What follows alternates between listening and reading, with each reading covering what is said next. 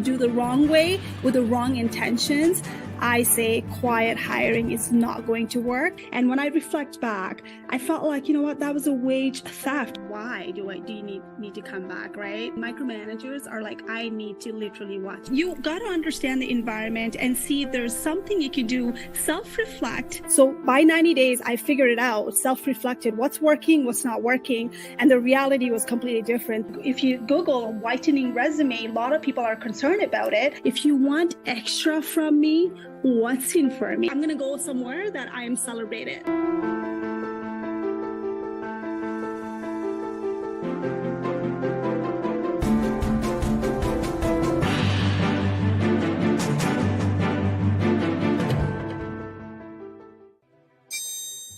Everybody, if you can hear me, give me a thumbs up. I have Dean Kulaweera in the house. Give me a thumbs up. We are going live on YouTube channel. I am on a TikTok as well if you want to see me.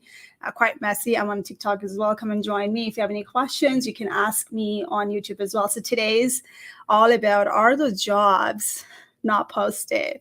We're going to talk about the stats, and I have my own reserve opinion about it. And I got recruiter in the house, and we're going to have amazing debate. And obviously, I want you to come up as an audience as well a little bit later on and share your experience, especially if you're a hiring manager, if you are a recruiter, or you found the role without applying online. So Dean, welcome to my show, and tell us, who are you? Where are you joining us from? Thank you so much, Sweta, and thanks so much for having me. And hello there, everyone. My name is Dean Kulaweera, and I'm an IT recruiter. I've been in the recruitment industry for about 9 years. My specialties, I recruit for mid-level and senior-level IT professionals, primarily in the Greater Toronto area.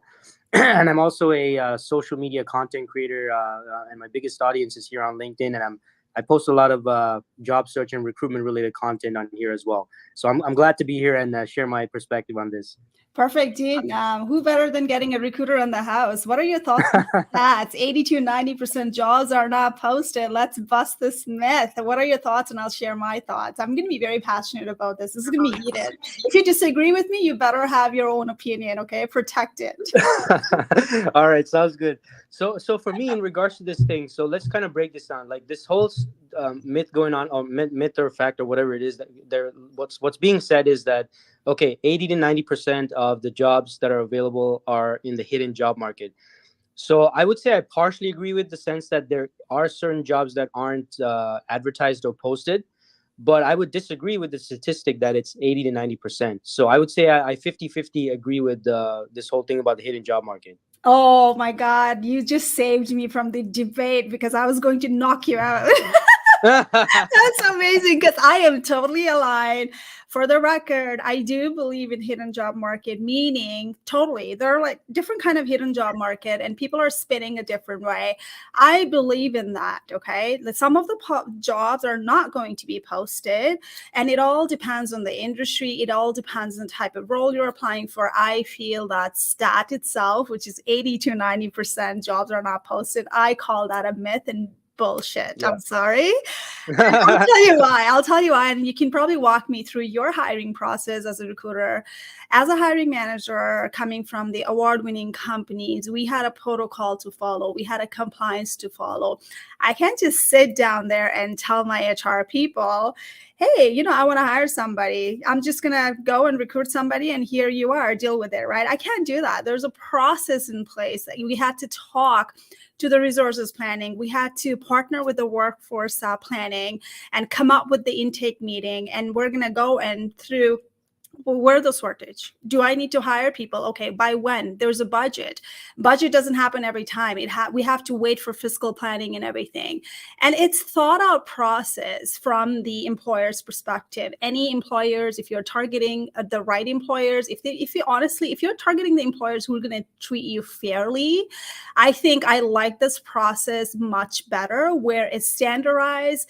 Everyone is given a chance by posting first the internal post. posting, right? If I can't find anyone in internally, then I'm going to go and talk to the HR and say, well, I've done it enough and I can't find, now it's time for me to open externally. And that's the process. I've been always part of it. And the job was posted internally and externally on the different site. And let's say when the referral comes in, they still were directed to go online and apply, because the ATS is there as a cabinet to track everything for documentations. Everything happens in ATS, and that's the reason.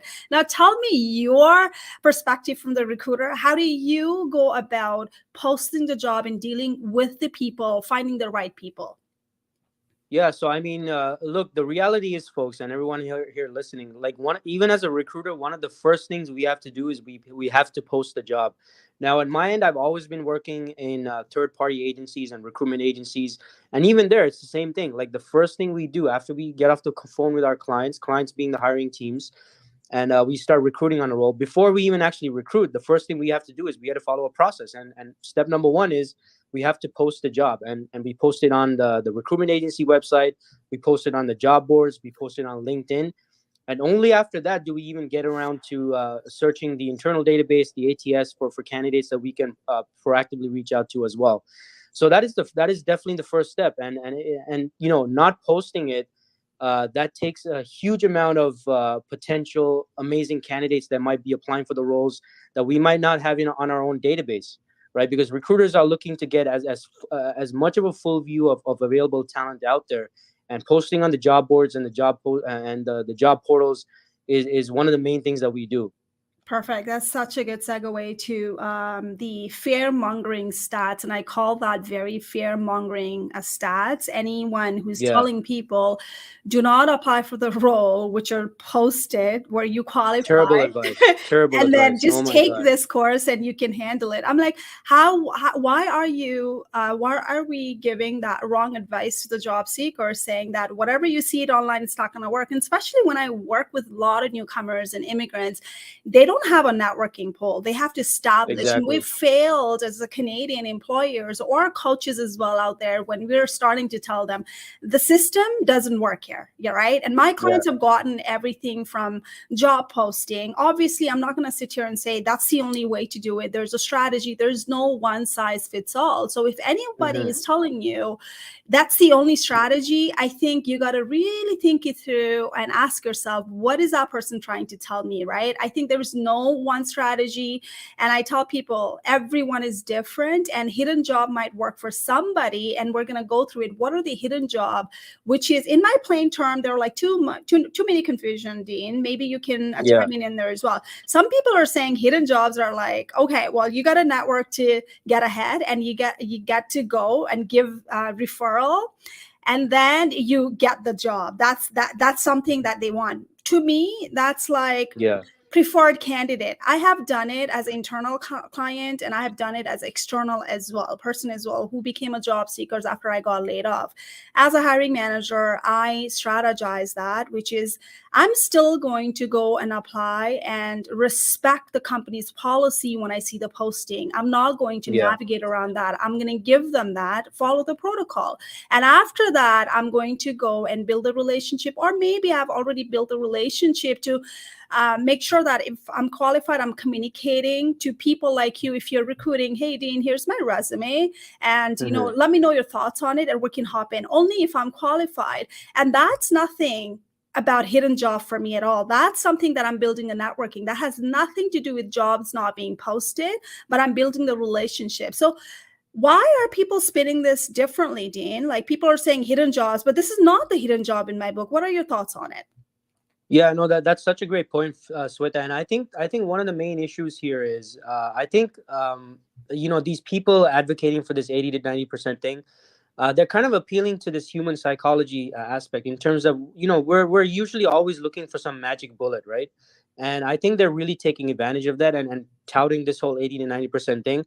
But if you really look at the history of where this statistic came from, I mean, this came from the pre-internet era, right? And you folks listening need to really understand this, that like this statistic came at a time when companies, organizations, their only avenue for advertising jobs was on newspapers and publications, Like there was no corporate websites, there was no LinkedIn, there was no job boards, no Monster, no Indeed, nothing. And these newspapers and the publications, because there was such a huge demand, they were able to charge high amounts of money for these, right? And not every organization could afford these ads. And because of that, that's how maybe the hidden job market back then, back in those days, maybe it might have been Indeed 80 to 90%. But now it's much more affordable and cost effective for a company to be able to afford advertising on LinkedIn, on Indeed, on Monster, and all these various places. So there's no reason to not advertise. I would say it would be extremely irresponsible for any organization that is actively hiring to not publicly post a job somewhere outside of some of those exceptions you spoke about, Sweta, when they have to go through internal means and some other reasons as well, which I can also discuss.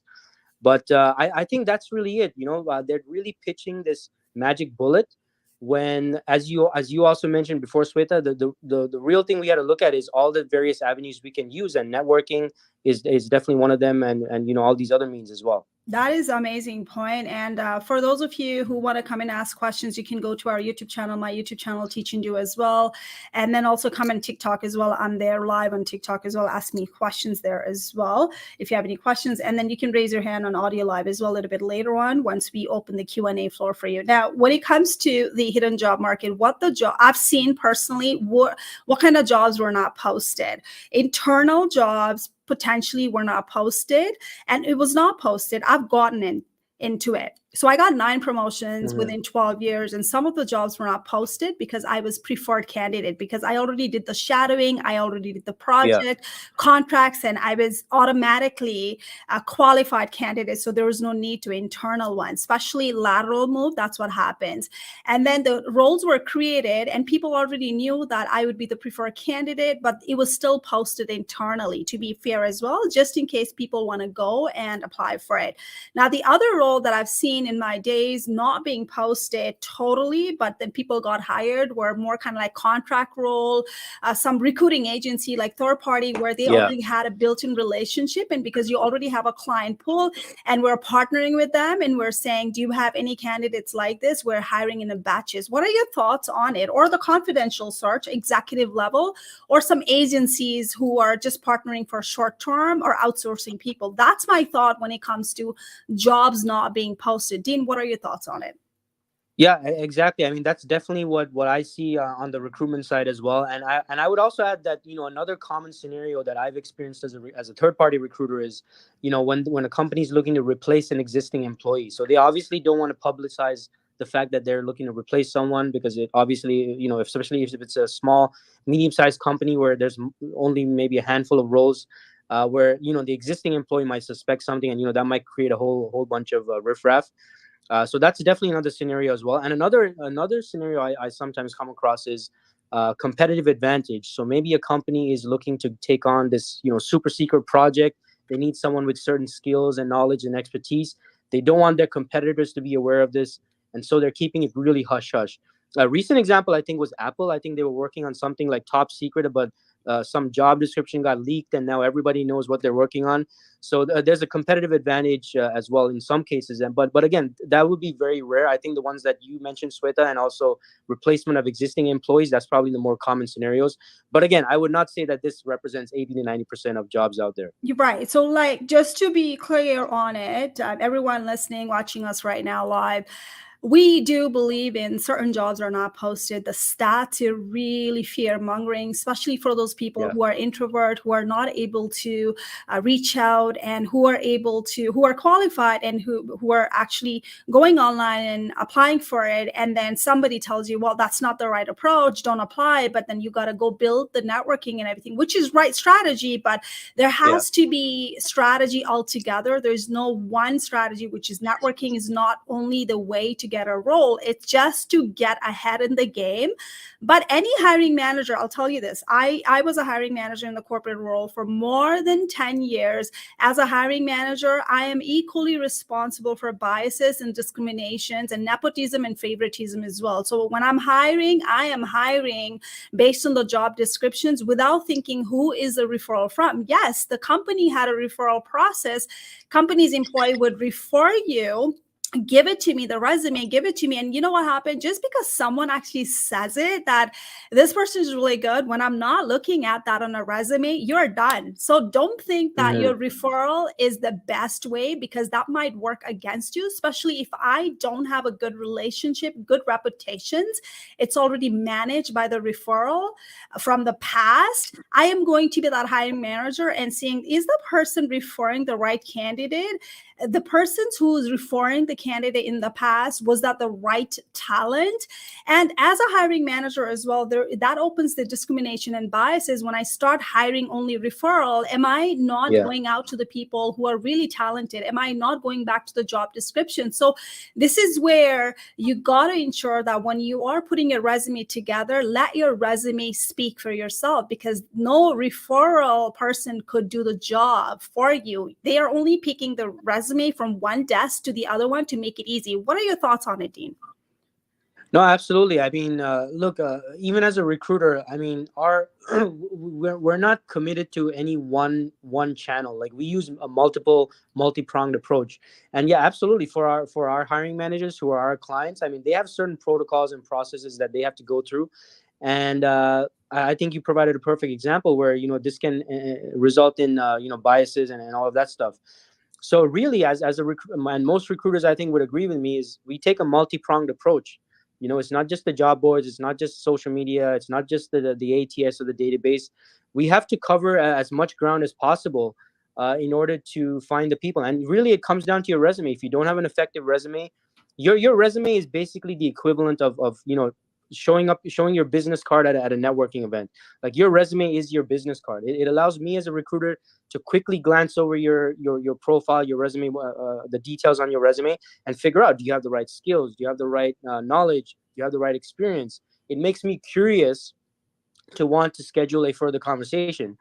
And maybe your resume is not going to get you the job, but it's going to get you that initial conversation, which is very important, because that's what gets you into the interview process. So having your resume on hand, ready, and well written, that's really what's going to generate that interest in other people. And if people are advising you, hey, don't apply to jobs online, only do networking, only network with people, I mean, you're leaving a lot of money on the table, and you're really leaving a lot of opportunities on the table as well. Okay, any newcomer in the house, give me thumbs up on audio live. And I feel really, I'm really scared when I'm hearing when newcomers are landing in Canada. Give me thumbs up, any newcomer in the house landing.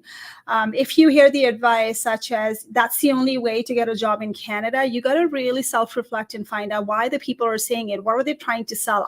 You would never hear me selling the package. You know what?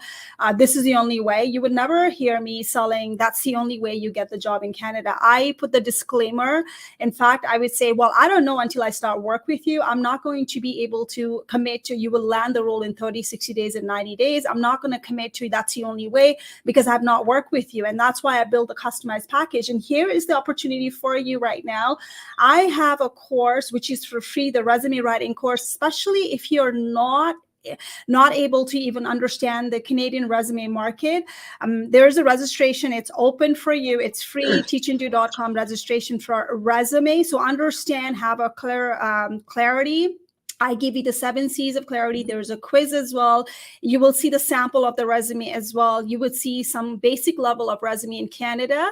And it would apply everywhere globally as well. And then go and see the quizzes. And if you feel like you're still not landing one single interviews, then I do have a new course that was launched recently. It's open for early access. When you go here on my feature sections, you can see do it yourself. So you don't need to hire the resume writer. And I'll tell I'm killing my bread and butter here, right? I charge for resume writing. I've stopped that services because I felt like people would come back to me and they don't know how to write the resume. So I've decided I'm going to stop. I'm going to teach people how to write the resume. You go online and take care of the courses. It includes the lesson. It actually comes with the template, the resume template that comes with the direction as well for anyone, leadership, the recent grad with the co-op, and the newcomers as well. I bring everything in there in less than 100 minutes, guys. You're going to be ready to start a new life and new role, whatever you are thinking, if you're qualified. And it's only available for selected people right now. And if you want to go there and see it right there on the feature sections, take a look into it. and hopefully you get it. And to the dean's point, he's going to look at the resume. I can refer, let's say someone is really qualified, and I can tell Dean, you're recruiting someone in IT. And Dean's going to be like, yeah, show me the resume, Sweta. And you know what? If I don't see the resume, I'm not going to refer you, because that's my reputation online. And Dean's not going to take my word and say, you know what, Sweta, like, just because you said it, I'm going to represent this client to my client, because that's his reputation. What's your thought on that resume writing skills, Dean? No, that's so true, Sweta, and I wish more people understood this. And I know a lot of you might be taking it very personally when I get a lot of messages, people saying, "Oh, can you refer me for this role or that role?" But the fact is, I need I have my own reputation at stake as well, right, as a recruiter. Because if I just keep randomly introducing people to my network or or the hiring teams that I recruit for, that's going to affect me as a person. So your resume really, really is, and I'm going to stick to the analogy I used before. That is your business card. Like what you write in your resume, how it's structured, how it communicates your value. That's what allows me to, within a couple of minutes or a couple of seconds even, determine if a further conversation does make sense, right? And then from that initial conversation, then we can talk in more detail about what your skills are, what your background is, and all of that, so we can determine if there is indeed a fit here for with one of my clients, or if not even for current clients, maybe for future opportunities as well. So if your resume is not on point, if it's not well written, there's no guarantee. I mean, chances are you probably won't get that first conversation with a recruiter, or forget recruiters, even with a hiring manager, or even someone that you're trying to get in front of. Because when you're asking for someone's time, it has to make sense for that person as well to invest their time with you, whether that's a phone call, a video call, or an actual interview itself. So really, if you don't have your resume on point, if it's not really communicating your value, you're putting yourself at a disadvantage. And with recruiters, I can definitely speak from a recruiter standpoint. The resume is the first point of contact. It's the first thing that we're going to look at. It's the first thing that gives us a glimpse into what you bring to the table. And if that's not done well, or if you don't have one well written, then that'll affect your ability to move on to the next step, which is that initial conversation. Oh my God, that's perfect. And so many people, they think that, oh, it's just a phone screening, but people have no idea. Yeah. The phone screening is the most important phone screening from the hiring Absolutely. manager perspective. And tell people as well, when, let's say, even the jobs are not posted, let's talk about the jobs. Let's say you're trying to source it. You have a lead from Insider, right? And then you are the one who's agency dealing with it. And if people have not broken the news outside, and you're trying to source them by using the recruiter tool, you're trying to go there and find out, hey, are you interested to work with me? The first step is the resume. And if it's not there, it doesn't have a wording that you're supposed to be looking for, that you got it from your client, hiring manager, or something like that. There's no way. You cannot assume the thing. And then you don't have a time for that, Dean. How many leads do you get per day? Like, tell me, as a recruiter. I mean, because I also have a fairly large audience here on LinkedIn, so I get a lot of like leads and messages and this and that, like, and without a resume, it's like, I'm not sure. I tell this to people, and maybe some people might find it kind of rude or whatever, but I say I'm not Sherlock Holmes, right? Like, it's not up to me to investigate and find out everything. Like, you have to make it as easy as possible for the recruiter to figure out, hey, should I be speaking to this person or not? And so that's what a lot of folks, I feel, are missing when they're reaching out on LinkedIn, as well as email and all of that. Like, I get messages, for example, saying, hey, Dean, I'm looking for a job in IT. Well, I mean, okay, but IT is so broad. Like, what do you mean by that? What specific positions? What do you bring to the table? What skills do you have? What experiences do you have? What projects do you have?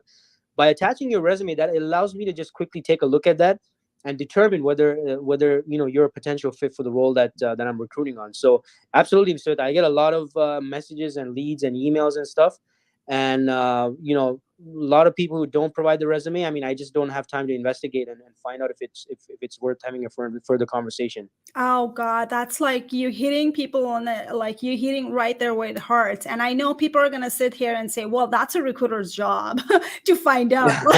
And then even the hiring managers, well, I get canned sometimes. So when I was recruiting, like when I did the college recruiting, and we went out on college fair, university recruiting, college fair, and then sometimes newcomers as well to recruit within the college, based on the industry and everything.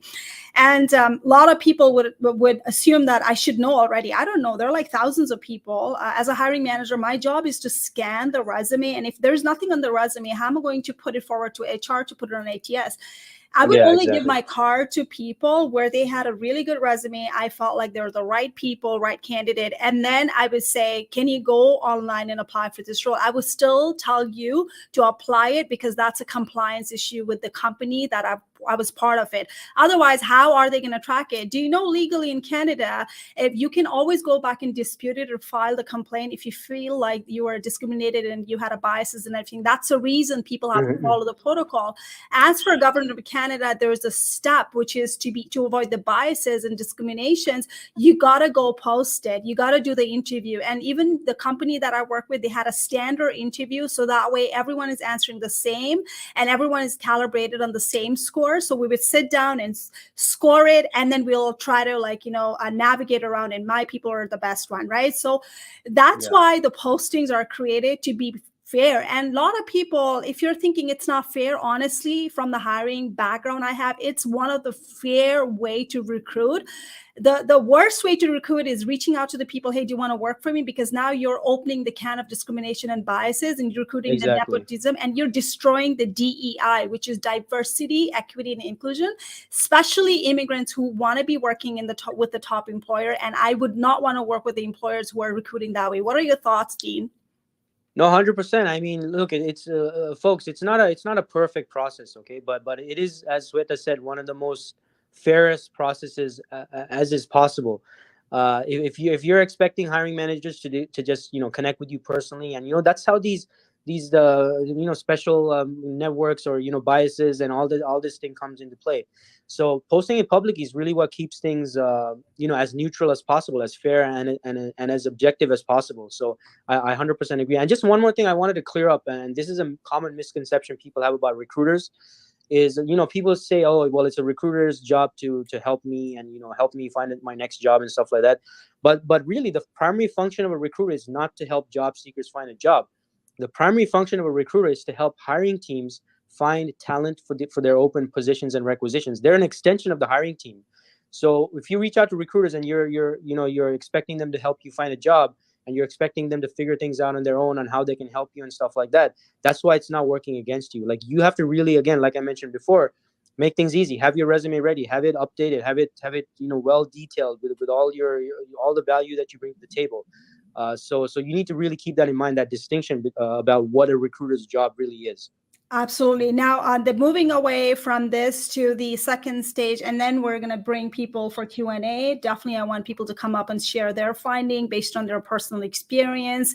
Now, what are the jobs that you probably are targeting that you're not seeing a lot of jobs? This is where you come in and find out and target the employers and seeing maybe they're not posting for whatever reason. So, for example, I am a small business owner. When I started, looking for technical people to build my website or something technical, I posted the role using the LinkedIn recruiter tools, and I saw so many people who are not qualified. It was fully based on the LinkedIn, and I could also pull out the resume, which is attached on LinkedIn as well. And that's why I tell people, do not ever put the resume in LinkedIn, because that needs to be customized. And I'm already out. I'm not going to make an attempt. I'm a one person. I had the admin person helping me out as well.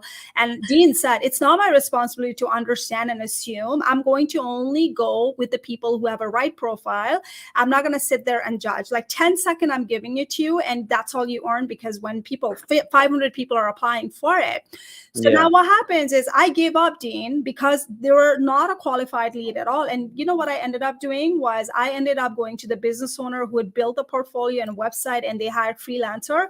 I started hiring freelancer on a contract role and get it done. I started hiring the expert on it. And that's how I did not post a job, because now I have seen their work in portfolio. And that's where the jobs were not posted, especially with the business owner like this. And recruiter tools are very expensive as well, very time consuming. And I could see why people like us would not be posting it. That's where the networking comes in, where people are getting hired from the pool that we already know. What are your thoughts on that, Dean? No, absolutely. I mean, look, not all businesses out there are going to be able to, advertise. And, one of the scenarios Sweta spoke about as well in terms of, finding people. That's definitely the case. And again, this goes back to, use every single avenue available to you. Like, you don't just depend on this hidden job market thing and, or you don't want to even depend on just applying online. Like, you have to use, in my opinion, you have to use a combination of all the various avenues so you can get in front of the people that you want to get in front of, because some hiring managers, they might have their own favorite place. Maybe they only want to connect with people, or link up with people on LinkedIn. Maybe others, they only post, they only respond to applications that are on what is it, Monster or Indeed, and job boards like that. So what you need to do, and again, this comes down to having your resume, right? Because that's usually the first thing. Like, you have to make sure your resume is in all of these various channels so you are able to get found, and also dedicate some time to networking as well, because that's also equally important, because networking is also what gets you in direct communication with the people involved in the hiring process. So that's my 2 cents on that. Perfect. And there are type of jobs I want to walk you through where if you are trying to work with the top companies, you definitely want to follow the process. And I'll give you one example with one of my clients, a couple of my clients that happened. So they reached out when they saw the job posting, they reached out, not knowing the company had a protocol, which is the person was external and the company had union. So they have a strict Mhm. protocol. They, even though the job was posted first, the interview is going to happen internally only. If they can't find anyone, they have to now get the resume from HR. So HR is not going to release a resume from external people when the interview is going internally. So there's a process in the place. And these are if you're applying for the government job, if you're applying for the roles like that with unionized, understand this. There's no going behind the back. It's good to be a preferred Yeah. candidate by reaching out to the hiring manager. Hey, heads up, I've applied, I'm qualified, here's a resume and this. If you have any questions, I look forward to hear. That's all you can do. But don't try to destroy the recruiter's image, like go behind the back. Always follow the process. And that's a reason, because you might be weeded out thinking that you're not up to for that change. You're not respecting their compliance and process, because no hiring manager would want to be bombarded with the spam. If you're qualified, you've done your job. And that's where it comes in from the resume, and how you network matters as well. Like, this is why, to the dean's point, right? These are the qualifications. This is what the job description wants. And I feel like I'm a qualified candidate. I would love to have that opportunity, and leave it, right? What are your thoughts on that, Dean, when it comes to the posting, that people see it and they still are entitled, saying that I'm going to bypass that system? What are your thoughts on it as a recruiter? Do you like it if people go directly to the hiring manager, dismissing your attempt? Yeah, I would definitely advise against that, and especially as you mentioned, like, I have recruited on some roles in, like, the government, the federal government, and provincial government as well, and also you mentioned the unionized environments as well. Like, so these are, I mean, these are very strict. They have some very strict and formal processes and procedures, and trying to go outside of those lines, I mean, it's probably going to be a waste of your time, and it can also ruin your chances of being considered for the role as well. So, as much as possible, what you folks need to do is you need to figure out what the process is, and usually your point of contact, whether it's the recruiter or the HR person, they'll explain to you what the procedure is and the process is. And often, what happens when people try to go outside of those lines is you kind of damage the bridge between yourself and the person managing the process, because obviously they clearly explain to you, this is what's going to happen, this is step A, this is step B, this is step C, blah blah blah. And despite all that, when you decide to go around them and try to circumvent them or something of that sorts, that affects your ability to be considered for the position, because now you're breaking protocol. Now you're not only breaking protocol at your end, but you're making them have to, you're making them seen as possibly, wanting to break their own procedures and processes and all of that, and that's not going to happen. So that's a great way for you to rule yourself out of the process. So when there's a particular process in place, make sure you follow it, make sure you understand the process, make sure you follow it, make sure you stick to it. And also, keep don't depend on just one opportunity either. Like, you want to keep considering other opportunities out there as well. That is amazing. So thanks for chiming in that, because I wanted to like understand from recruiting point of view. Like if I am assigning my talent acquisition partner, business partner to post it and everything, there's a reason for it. I don't want to get like, a lot of emails. That's not the core responsibility as a hiring manager. My job is to get the right people, get interview and then interview, right? And then when people are trying Yeah. to bypass that system, especially the unqualified people, sometimes it takes a lot of time as well. And we're human at the end of the day, but like everyone has a role to do, and there's a reason everyone is assigned the work, and there's a reason the ladder that you are to follow. And I'm glad Exactly. as a recruiter, when someone is bypassing it, sometime it might be right strategy, but sometimes it might be very bad strategy. So understanding the requirement of the job is the key here. I'm going to open the floor for Q&A. Come up and ask questions. This is the time to ask questions to the recruiter, especially if you're an IT team. Come on the stage and ask questions. I'm going to open. There's the button at the end and the audio. You can raise your hand. Introduce yourself, Abrar, pronounce your name, and what question do you have for us? I think you have to unmute yourself. And then maybe you have to give permission to the mic as well. You can leave and then come back later or join from the desktop. And there is one comment that was made. I'm going to share. Dean, I don't know if you're looking. If people don't want to come up on the stage, you can go to event page. When you go on live, and then when you click on event page right here, click on here. What you can do is you can type in your comment here as well. And then there's the comment, Dean. Take a look at it. Jason says, I was just offered a position by department head in writing. He passed me off to recruiting department and offer was rejected. The department head did not have authorization to make the offer. That's such a valid point. Well, what are your thoughts on Great example. my own thought? No, that's a great example. And you know what? I have experienced this in the past as well, where I've worked with hiring managers as clients. And I remember, I'm thinking of this one hiring manager at a large financial institution who had us recruit on a certain position. And they were trying to do it outside of normal procedures, right? So they were engaging with us. So at our end, we thought, okay, everything's approved, everything's good. We started recruiting on this position, only to get kind of roadblocked by HR or human resources or procurement, where they're like, hey, this was not approved, like this was not going through our own internal procedure, so this is not going to happen. So definitely that is a great example of why you should not try to sidestep these official processes at these organizations. Perfect. I'm going to give one example. So what might have happened? What could happen? So I had this guy who was working in the leadership role. I was a manager in this company, award-winning company. And then he said, I really want to work there. And I referred them. And HR's like, of course, based on my reputations and past referral, they're like, we would love to interview him when the next role comes up. So next role comes up, and then they put him on the list, and they did everything. My friends interviewed them as a hiring manager. Like, we have some brownie points, don't get me wrong, right? Because we have built that relationship, reputations, and we know the right fit as a hiring manager. My friend's going to listen to me. So everything went on. At last, the offer, conditional review was done, conditional offer was done. Guess what? He got rejected. You know why that was? It was because his credit was bad. He declared the consumer proposal. Wow. And anyone who wants to work in banking field, I can't do anything. It's a compliance issue. So when your offer gets rejected, then you gotta probably ask yourself why.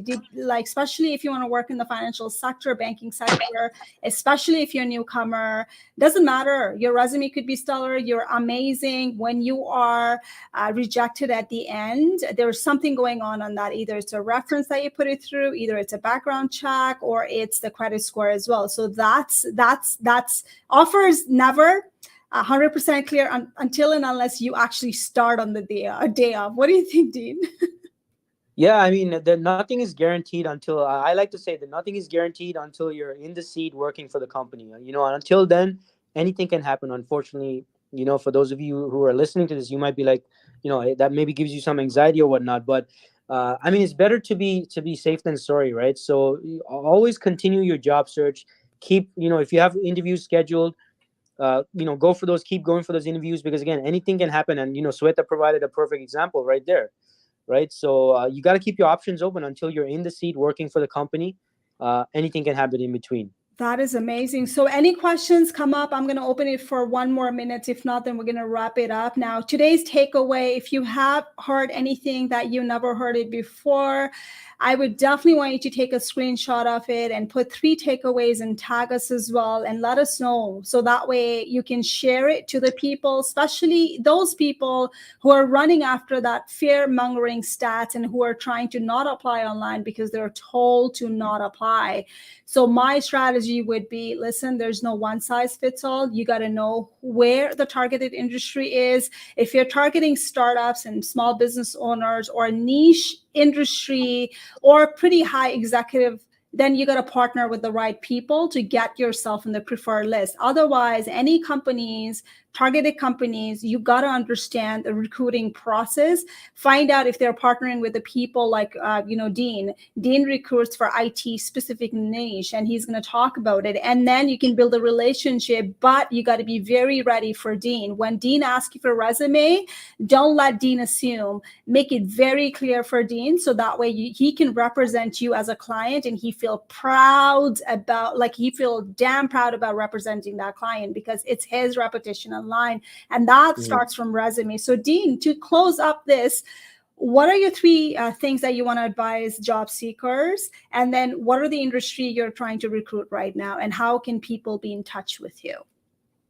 Yeah, so I think the number one thing I want everyone to know is, use every multiple avenue that you can to get yourself in front of the right people, right? So that means recruiters. That means recruiters who specialize in your field. Online, social media, job boards, job portals, whatever the case is. Like, use those multiple channels to get in front of the right people. Second thing is, you want to make sure that you're very skeptical of any of these magic bullets. A lot of people are pitching and talking about on the internet, especially if it's something that's based on fear and limitations and things like that. So always be willing to analyze it and really see if it makes sense, right? An example of this, obviously, Sweta and I spoke about today, was this whole 80 to 90% statistic. And the third thing is, look, you got to keep taking actions every day that contribute to your job search. If you're treating your job search like it's a once in a while thing, you only do it when you feel like it, it's not going to work out. You have whatever amount of time you have every day to dedicate to your job search, you have to make sure you do that. And I also add a 4th thing, which is extremely important, which we spoke about today, and that is have your resume ready and to go, right? You have to have your resume on hand. Make sure it's well done. Maybe make sure it has all that information required to help the person receiving it decide on whether they want to schedule that first conversation. And that is really the purpose of the resume, is so that the person reading it can decide if they want to have that first conversation.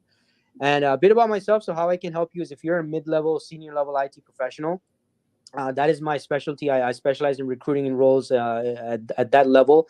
And primarily the roles I recruit on are in software development, business analysis, project management, IT infrastructure related roles, as well as cybersecurity as well. So even if I'm not recruiting on something right now that I can help you with, doesn't matter. And also, I don't care if you're new to the country. I have placed plenty of people who are new to the country. So, reach out to me, connect with me. Feel free to send me your resume. Make sure you do have your resume ready to send to me, so I can take a look at that. And, I'd love to see if I can help. And alternatively, if you're a hiring manager at a company and you're experiencing challenges in finding IT talent anywhere in the Greater Toronto area or in Canada, and you need help for that, definitely happy to see if there's any way I can help you with my large pool of connections of IT professionals in Canada. So thanks so much, Sweta. All right, perfect. I think someone wanted to come up on the stage. I said yes, but I think they disappeared. But thank you. I'm going to be closing this out. But anyone, if you're struggling with the job search, you know what? You do you and see what works for you. If you see a lot of posting for your industry and the targeted title, the first thing is, are you qualified? Do you have a stellar resume so they can approach you? People like Dean can see the resume and then approach you. And how you talk on phone screening, can you articulate from the resume going to the interview? Can Dean feel proud about selecting you and putting you through the hiring manager as well? So there's always something for everybody.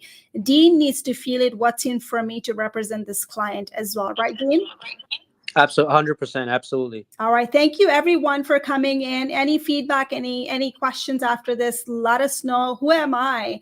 I teach do's and don'ts to job seekers, and I am a certified career and resume strategist who is turned from the hiring manager. I'm here to fix the hiring gap and biases. I'm not going to sit here and say it's a perfect world. This is why I teach you how do you navigate around it by not bullshitting the stats like this, by not telling you that it's your ATS compliant template that it's going to give you the job. I'm going to give you the strategy that has worked for my clients, for myself as a hiring manager.